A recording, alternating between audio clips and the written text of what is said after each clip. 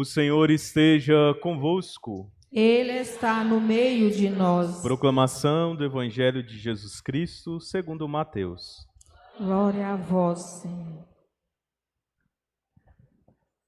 Naquele tempo, partindo Jesus, dois cegos o seguiram, gritando: Tende piedade de nós, filho de Davi. Quando Jesus entrou em casa, os cegos se aproximaram dele. Então Jesus perguntou-lhes: Vós acreditais que eu posso fazer isso? Eles responderam: Sim, Senhor. Então Jesus tocou nos olhos deles, dizendo: Faça-se conforme a vossa fé. E os olhos deles se abriram. Jesus os advertiu severamente: Tomai cuidado para que ninguém fique sabendo. Mas eles saíram e espalharam sua fama por toda aquela região. Palavra da salvação. Glória a vós, Senhor. O Senhor é minha luz e salvação. O Senhor é minha luz e salvação. Estimados irmãos e irmãs, estamos celebrando esta sexta-feira na primeira semana do tempo do Advento. E coincidentemente, a primeira sexta-feira do mês de dezembro, o último momento assim que o celebramos na liturgia neste ano civil, mas o primeiro na liturgia da igreja, no ano da igreja, no ano litúrgico. De qualquer forma, não é um momento apenas a mais na nossa vida, mas é o grande convite de Deus para que possamos fazer valer nos nossos corações esse espírito de redenção, de reconciliação. Afinal, é esse o chamado para o qual nós somos convidados a refletir acerca da nossa vida, da nossa caminhada junto de Deus, quando celebramos o tempo do Advento. Um tempo em que nos recorda uma espera, mas também nos recorda uma ação, nos recorda uma motivação constante e verdadeira nos nossos corações. A liturgia de hoje nos fala sobre essa dimensão da motivação. A motivação que levou aqueles cegos a procurarem Jesus. Quando nós vemos na liturgia, no Evangelho, melhor dizendo, essas narrativas em que falam dos cegos indo ao encontro de Jesus, a gente sempre recorda daquela dimensão que deve ser intrínseca na nossa caminhada de fé, a dimensão do anúncio.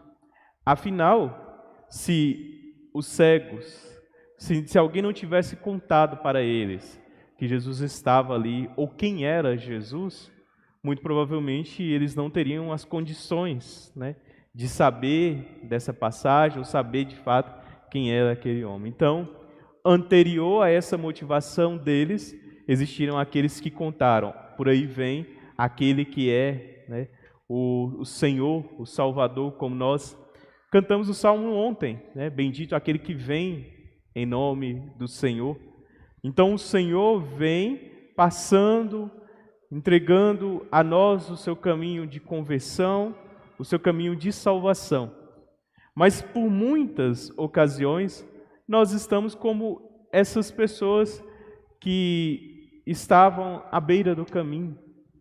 Por muitas vezes, ou nós, ou muitos daqueles que nós rezamos também, se encontram com alguma deficiência diante dessa caminhada de fé. E a gente precisa ter esse cuidado muito grande para que nós não estejamos distantes desta luz do Cristo. A cura da cegueira não é apenas uma cura física, assim como não se cura apenas fisicamente o coxo, o aleijado, ou mesmo ressuscita apenas fisicamente Lázaro, ou o filho da viúva, que nós vemos em outro momento do Evangelho, ou a cura da febre da sogra de Pedro, enfim, todas as curas que Jesus realiza no Evangelho não são apenas ações corporais. Disso a gente precisa ter uma visão muito clara, porque na verdade, o principal são as palavras que Jesus professa a cada um deles. Aquilo que Jesus quer comunicar aos seus corações e que não é capaz de se apagar, mesmo que os nossos olhos físicos não possam ver. Não é capaz de morrer, mesmo que o nosso corpo pereça. É a verdade do seu evangelho, da sua palavra, que sempre estará viva no coração daquele que verdadeiramente aceita essa palavra de redenção. Então, o convite da liturgia de hoje para nós é para que a gente tenha os nossos olhos abertos, os nossos ouvidos também estejam atentos e os nossos pés também estejam em prontidão para poder seguir o Cristo Mestre e o Senhor. Porque quando nós falamos também da cura, nós podemos correr o risco de tratar Jesus apenas como um milagreiro, né? Como um curandeiro, e ele não era, né, um curandeiro. Ele realizava milagres para que esses milagres fossem sinais do reino de Deus presente no coração das pessoas. Ele ainda realiza milagres nos nossos corações, em nossa vida. Muitos de nós somos testemunhas disso. Quantas vezes ouvimos diversos relatos, e até nós também temos muitos relatos em nossa caminhada de fé que podem dar prova disso, mas não é por acaso, é para que a gente também tome a consciência do Senhor que nos protege, do Senhor que nos guarda, do Senhor que nos quer neste caminho de salvação e de redenção. E precisamos estar atentos a esta voz que nos chama, precisamos estar atentos a esse convite amabilíssimo do Senhor a nós, para que tenhamos esta pressa de o seguir, tenhamos esta vontade de estar com Ele em todas as suas vindas, porque no Advento a gente celebra a vinda do Senhor, daquele que vem, né? Daquele que veio se encarnando em nossa história, assumindo a nossa condição, santificando-nos para que nós também pudéssemos ser sinais de santificação aos nossos irmãos, e daquele que vem, né? Que vem para julgar toda a história, julgar todos aqueles que fizeram a vontade do Pai e levar para junto de si. E é esta, com certeza, a nossa vontade. Pois aqui estamos diante do altar de Deus para pedir ao Senhor primeiramente misericórdia, pois é assim que nós iniciamos a celebração, pedindo ao Senhor que tenha misericórdia de nós. Nós não somos dignos de celebrar esta mesa da palavra, da Eucaristia, mas pela misericórdia de Deus, Ele convida, Ele nos dignifica, né, para que a gente tenha esta compreensão da sua vontade. Em seguida, a gente ouve a sua palavra de vida e de salvação, e nós também oferecemos a Ele aquilo que nós temos, os nossos dons, para que esses próprios dons que nós oferecemos se tornem a nós alimento de vida e de salvação. A celebração do mistério eucarístico, arrisco dizer que é, na verdade, um protótipo da nossa vida, nossa caminhada de fé, né? Nós vamos compreendendo dia após dia, e cada vez que meditamos a sua palavra, cada vez deixamos a sua ação estar presente nos nossos corações, nós vamos crescendo nessa fé e vamos nos tornando um pouco mais dignos de cear desta mesa de vida e de salvação.